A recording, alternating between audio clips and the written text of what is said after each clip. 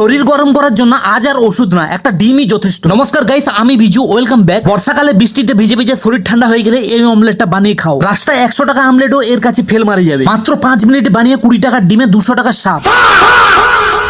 সকাল থেকে উঠলাম, দরজা খুললাম, বাইরে বেরোলাম, বাইরে দেখি বৃষ্টি হচ্ছে।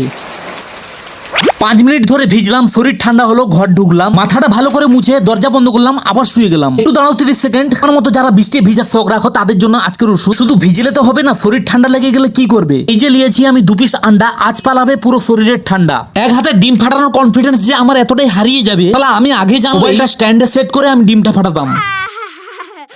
শুধু পেঁয়াজ আর কাঁচা লঙ্কা মিশিয়ে অমলেট তো আমরা অনেক খেয়েছি, কিন্তু তার সঙ্গে একটু গাজর মিশিয়ে দেখবে অমলেটটা খেতে কেমন লাগে। তাই এক হাতে ফেটাটাও ঠিক হচ্ছে না, লোটে গেলে সব শেষ। আর ডিমের অমলেটটা যখন ভাজা হয়ে যাবে না, ব্যাস তার উপরে একটু মেথি পাতা ছিটিয়ে দাও। 5 সেকেন্ড ধরে 3-4 বার পাল্টি মারো। ভাই এর যা টেস্ট সে কি আর বলবো। কমেন্ট করার আগে প্রথমে বানিয়ে দেখো খেতে কেমন লাগে। যদি ভালো লাগে কিন্তু সাবস্ক্রাইব আর কমেন্ট করতে কিন্তু মিস করবে না।